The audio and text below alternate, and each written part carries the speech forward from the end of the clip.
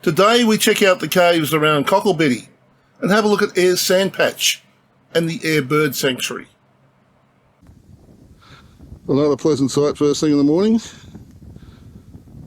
Only my second puncture over 150,000 kilometres on a Goodrich. Oh, that flat tyre not only took some valuable time out of the day, but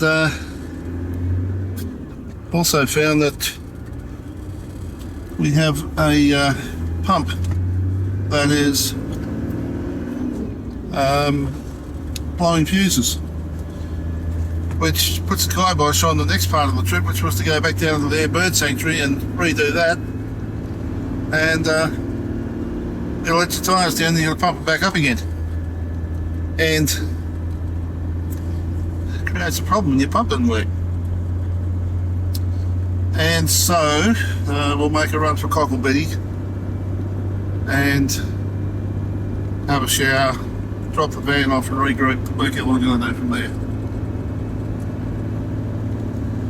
It's 8:36 and I think it's Wednesday morning. Yesterday was the Melbourne Cup, wasn't it? So that was Tuesday the 2nd. Today is Wednesday the 3rd of November. Happy birthday, Gregory Duzak. The tyre has another nail close to the edge, so I hope it's not gone through the bit that I reckon they can't fix. Otherwise I'd be two that I've got like that. Half worn with a nail on the wrong post.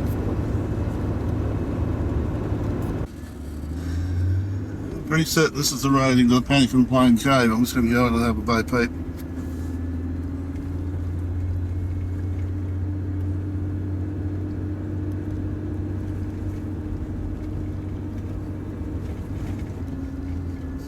Land Nature Reserve.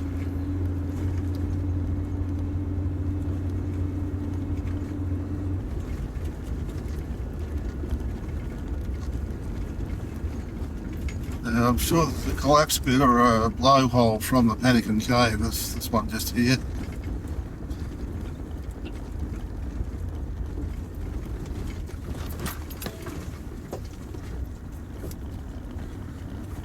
We'll come back to that in just a moment. Meanwhile, we'll go and have a look at the main cave.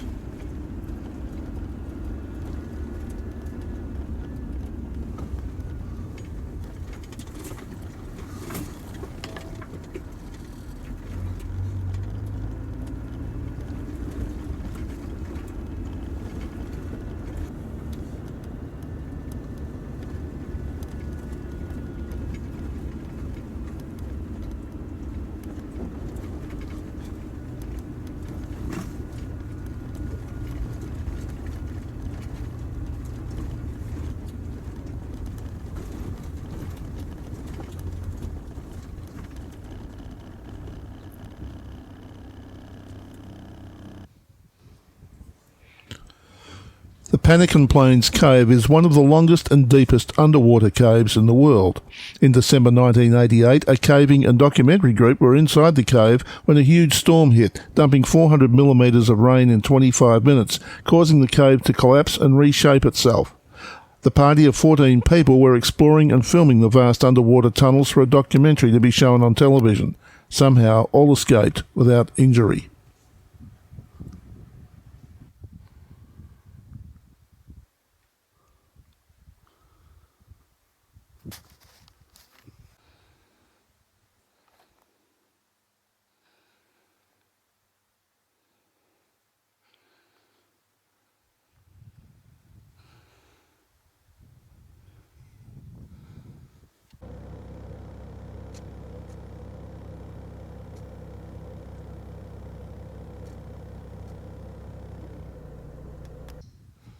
Now this could well be the actual entrance into the Pannikin's Plains Cave.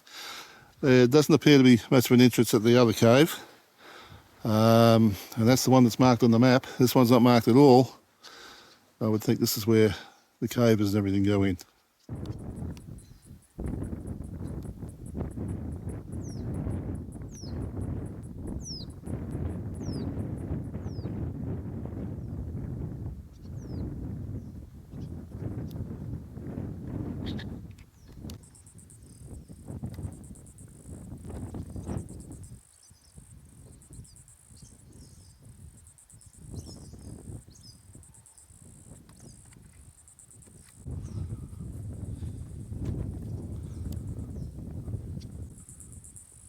And the sign says it all, that following a partial collapse, rock formations within the cave have become extremely unstable.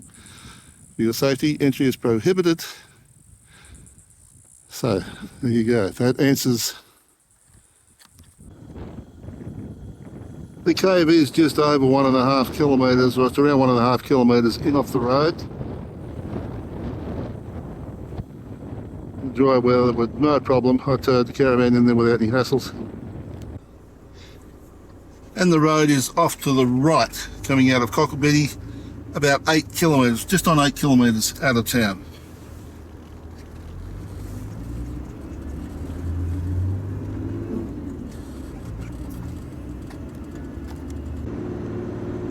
Down ahead of us is Cocklebiddy.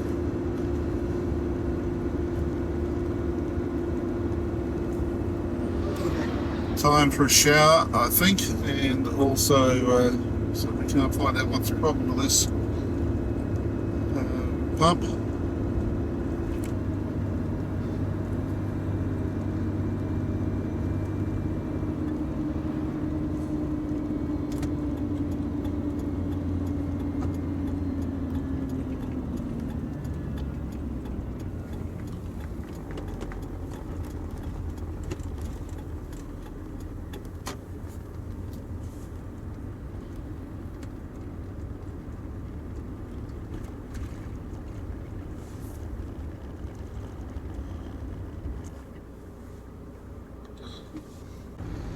It's 10 past 11, and I've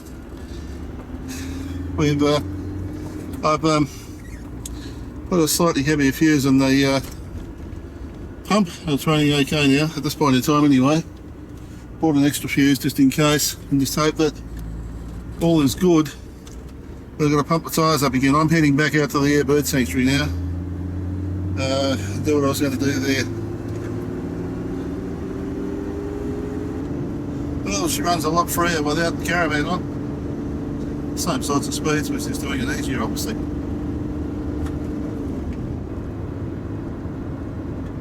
There's your road off to the right, into the Pannikin Cave, right there.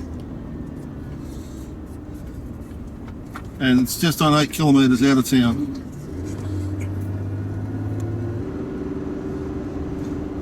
We're just coming up to the turn off to the Eyre Bird Sanctuary.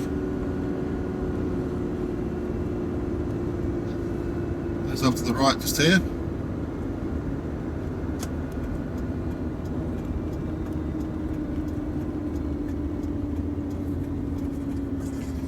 It's 35 kilometres to the coast, and the air telegraph station is down there as well.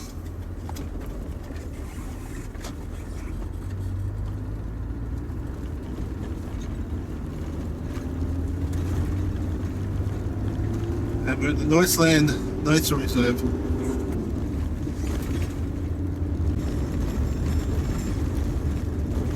This microwave tower is the end of the road that we're on as such. So you come directly in from the main road, and at the microwave tower there's a diversion. And just follow the road around.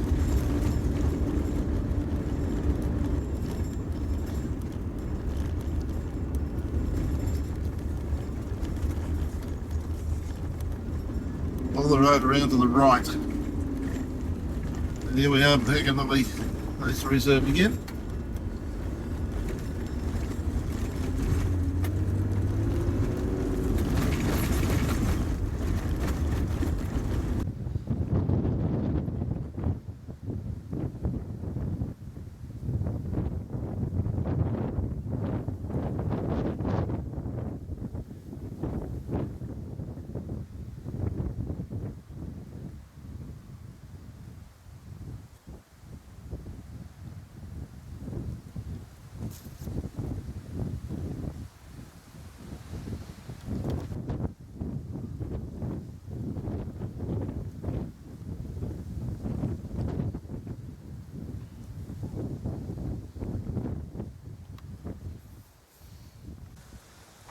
When you reach the car park, this is where you need to leave any any trailers, caravans, or indeed ordinary passenger vehicles. Because from here on in you need four-wheel drive. It is sand driving, and even a soft roader, you really should seriously reconsider whether you're going to do it or not. There's no camping or towing down here. Day visitors pay $10 per vehicle, and if you want to stay then, and you're in an ordinary car, then they can arrange to pick you up here from the car park.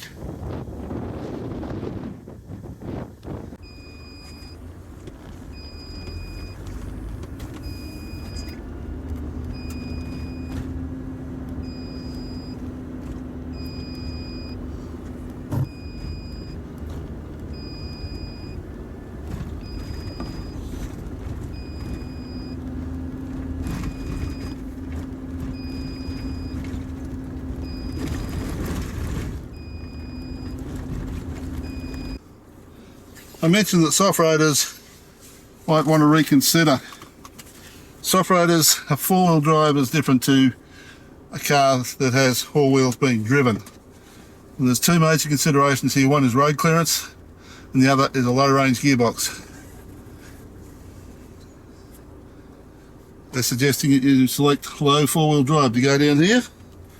So it's something that straight away is a consideration, and it is a very steep drive down here.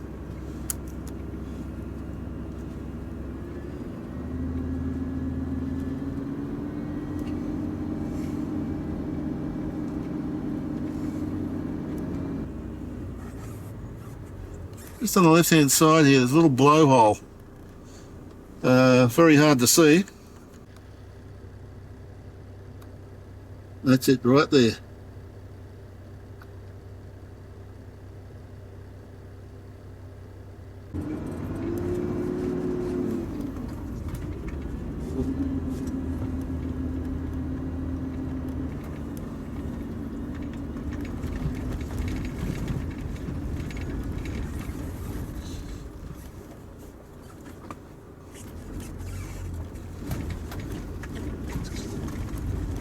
Bottom, we'll flick it out a low range, back into standard four-wheel drive.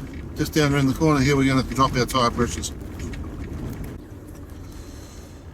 This point here, there's a split in the road. You can go left to Burnaby or to Murra.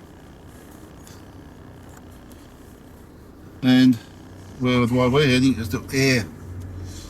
So for those of you who want to explore, you can follow the scarp line along the sand, along the bottom to Murra. Okay, code of the track. Engage four-wheel drive, reduce tyre pressures, approximately 20 pounds per square inch until tyres show a bulge. So let's do it. Okay, we've reduced our tyre pressures, and we've engaged four-wheel drive. Now I don't want to be seen to be teaching people how to suck eggs, but for those uninitiated who haven't done any sand driving or unaware of the reasons to why we reduce our tyre pressures, just let me explain a little bit about how it works. Let's imagine for a moment a basketball that's full of air. If you push on it, it doesn't change shape, and the amount of ball or rubber which is touching the ground is minimal.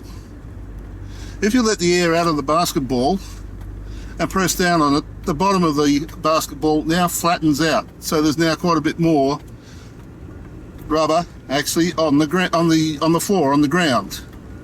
We take that to a tyre, and say you run your tyre at 40 pounds per square inch, and you lean on the tyre, put some weight on it, and the tyre has just a minimal amount of contact with the road, which is all you need on a road. But if you get in the sand and you let the tyres down, same thing happens. You lean on it, the tyre tends to elongate, so now you've got a longer tread pattern on the ground, which means that instead of digging in as you're driving along, It's actually running over the top, much like a track on a bulldozer.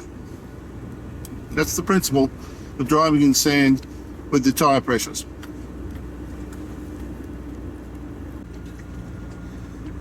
The track is rough.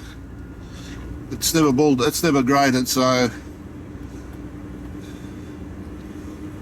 we help things along by running with reduced tyre pressures and running in four-wheel drive. Right in front of us there, we see one of the old telegraph line posts.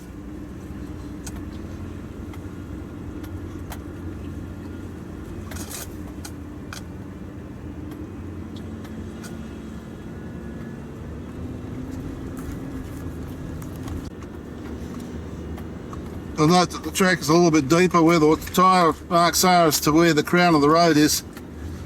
And if you're in a vehicle that hasn't got good clearance, chances are you're going to drag the belly on the ground and do some damage, or maybe even hook yourself up in the air somewhere along the way. Again, that emphasis on clearance.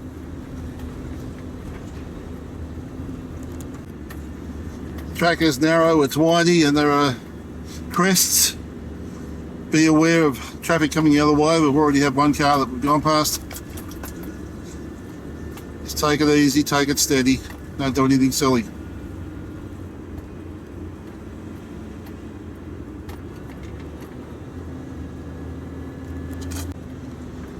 On a day like today, the track is pretty firm. There's been rain in the area of recent times.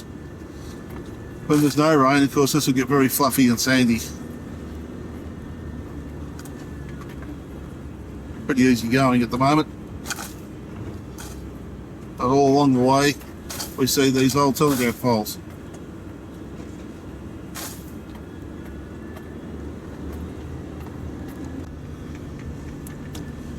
And as you go in, you'll find these blue markers on the left-hand side of the track, just indicating in this case that there's 5 kilometres to go to our destination.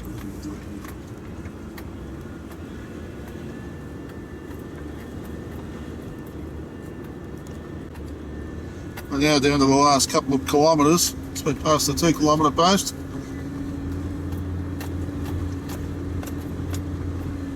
Still the track winds through, it's still pretty firm. There hasn't been very many soft patches, there's been a couple of taller bits in the middle of the road, but other than that, it's been an easy drive in today.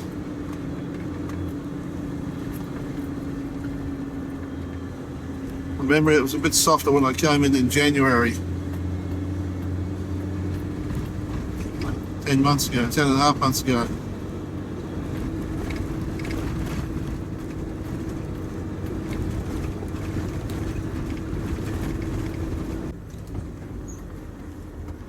Here we are.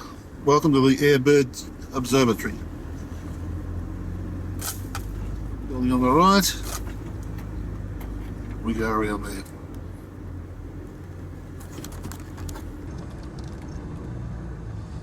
Parking to the right.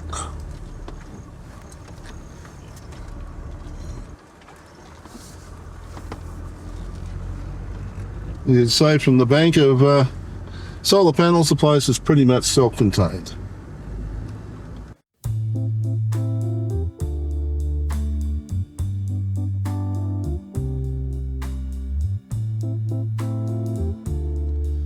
The Eyre Bird Observatory is situated in the wilderness of Neutsland Nature Reserve south of the Nullarbor, besides the Southern Ocean in Western Australia. It nestles among the mallee and is separated from the Southern Ocean by a kilometre of impressive white sand dunes, Eyre's Sand Patch. It was here that Edward John Eyre found water and rested for a month during his east-west journey in 1841. The first Eyre telegraph station, built in 1877, was replaced by the current limestone building in 1897. The observatory was established in 1977 by the Royal Australian Ornithological Union, now Birds Australia.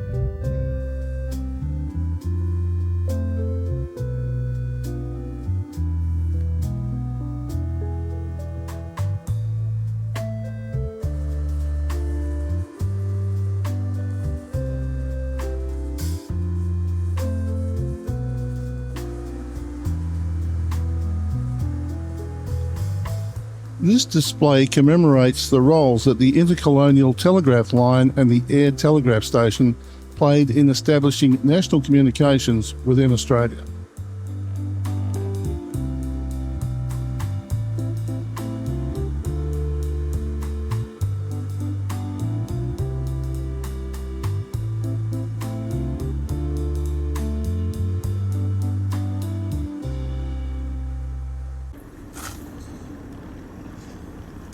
You go on down to the beach, you drive around past the observatory building.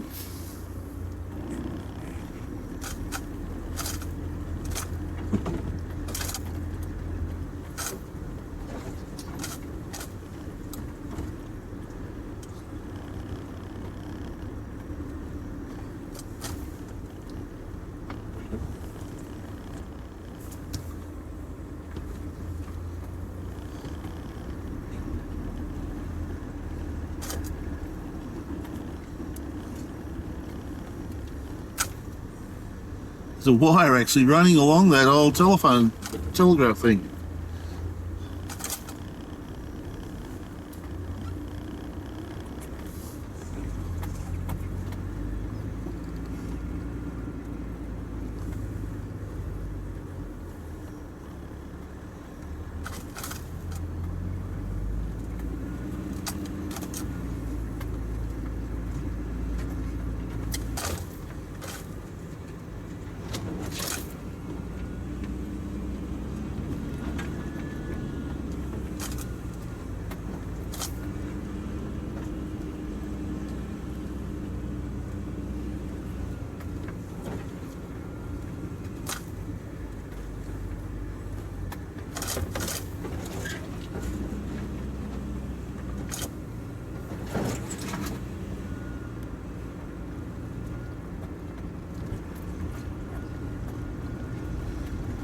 And there's a monument just down here.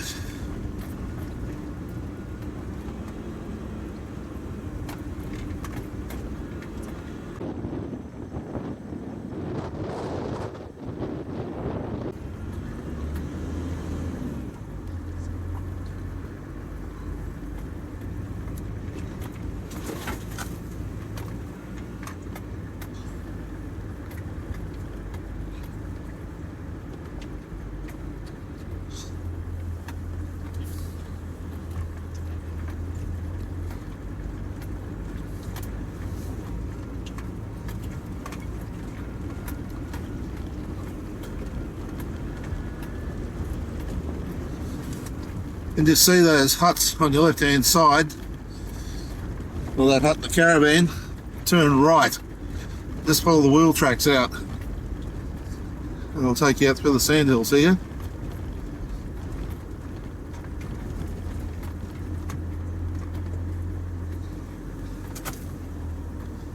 Just follow the groove around and that will take you onto the beach.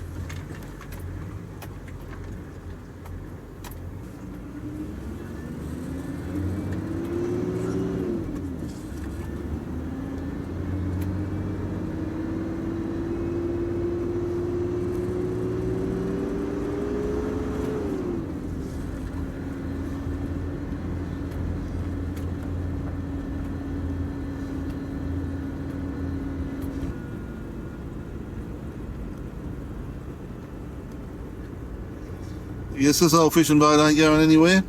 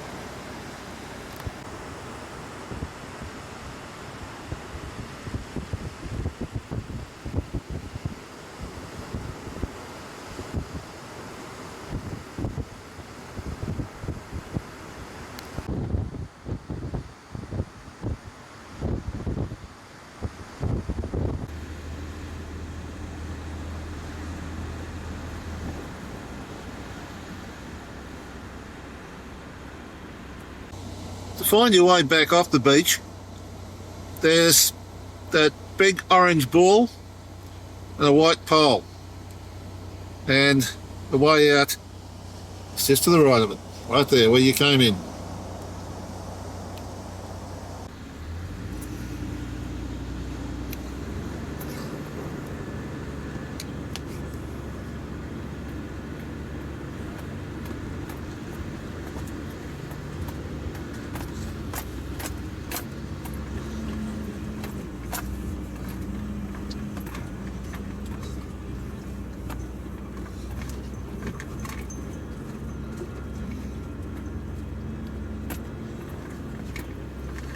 Just follow the track around.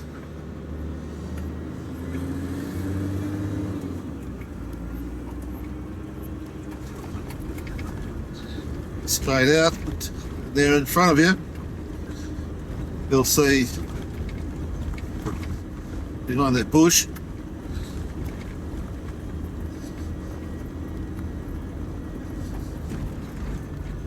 there's a little caravan hut thing. The track is just to the left. I don't know who lives in there because there's supposed to be no camping, but that's been there for 12 months that I know of, so hopefully it stays there and that helps with the navigation. Okay, we're heading back.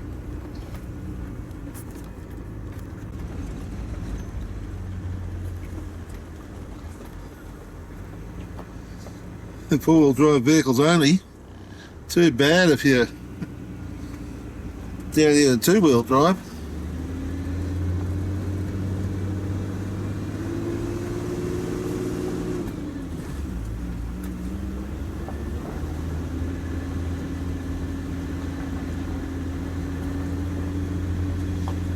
It's got to stay there, you can't come back up again. No, you've got a two-wheel drive, but not letting you up here.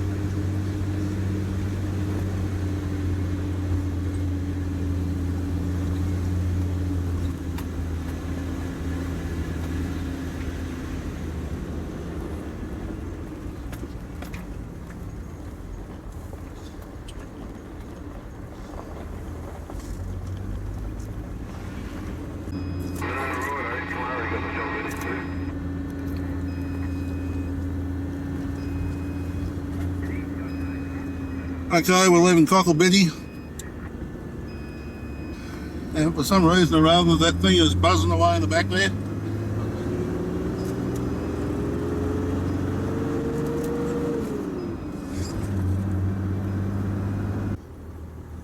Just on 6 kilometres out of town, a little track leads off, and this is the Murra El-Elevyn, I think that's what it's called, cave.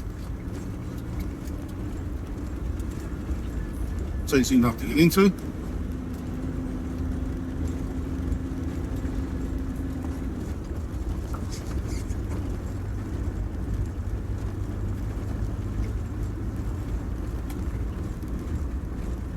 And it's just over a kilometre in off the road.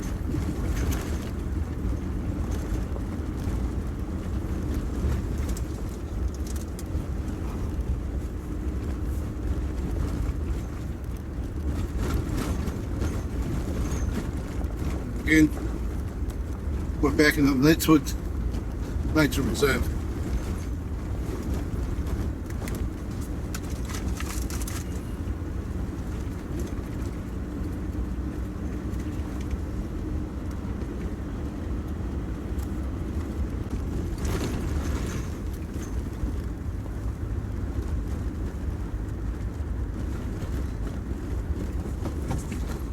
And there's a bush turkey.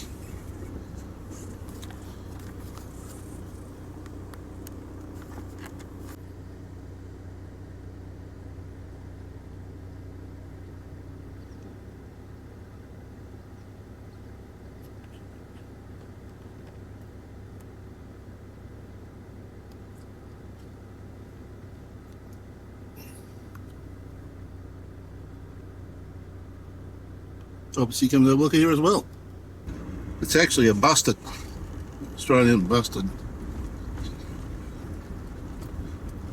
Here's a cave here as well.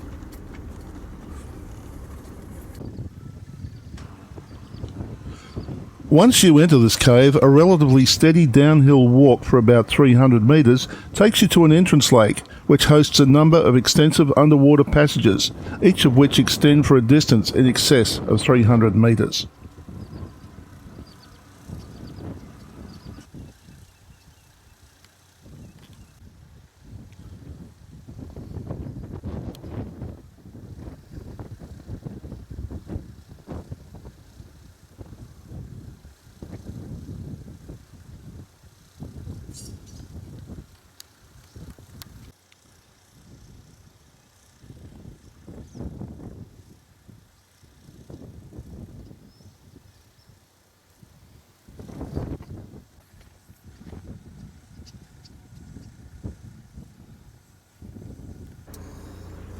"11 kilometres before you get to Cocklebiddy, there is a rest stop on the left hand side of the road. It's got the El-Elevyn, and out of the rest stop is this road going out to the left, and that road leads you out to Cocklebiddy Cave.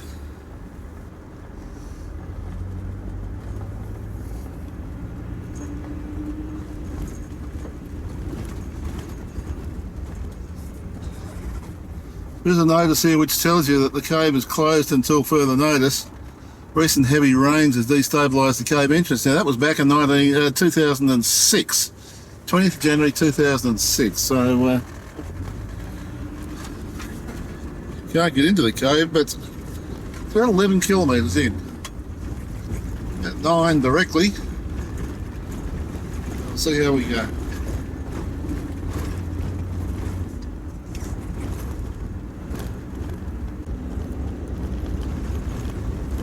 Most of these caves are accessible by two-wheel drive. You don't necessarily need a 4x4 to get to them. A couple of them might be a little bit, a chance of getting your car scratched, but you can choose which ones you want to go to, which ones you don't want to go to. Get a mud map from Cocklebiddy service station or from the motel and store there. Ask them for a copy of a mud map of where the caves are and how to get to them. There are a number around the place. Park up for the day and go for a drive around, or alternatively stay at the caravan park overnight or in the motel. There's a fair bit to do around Cocklebiddy.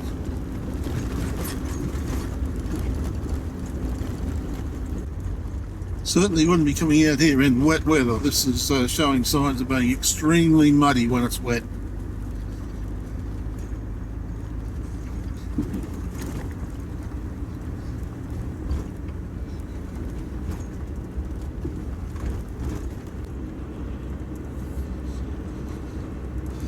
Just up ahead of us,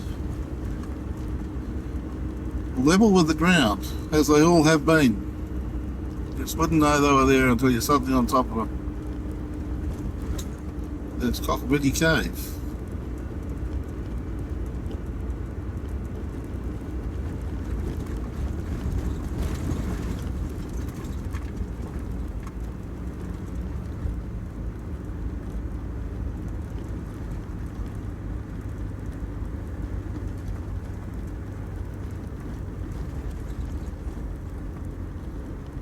Don't fly down here too quick and miss everything, you go straight over the top of it.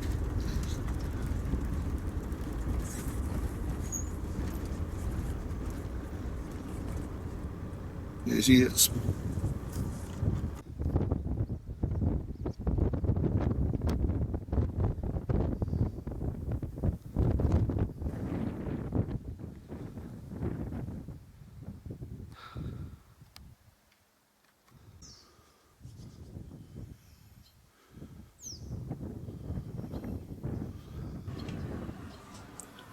In August 1983, a French team set a world record here for the longest cave dive in the world, 6.4 kilometres. In October that same year, the French record was beaten by an Australian team when Hugh Morrison of Western Australia pushed another 280 metres beyond where the French had tied off. In 1995, South Australian cave diver Christopher Brown went another 20 metres further again. The cave system penetrates an aquifer that is 90 metres below the Nullarbor Plain. When open, after entering the cave, there is a 300 metre walk inside an extensive cavern to reach a 250 metre long surface lake. The cave contains a number of limestone caverns, rock falls and saline subterranean lakes.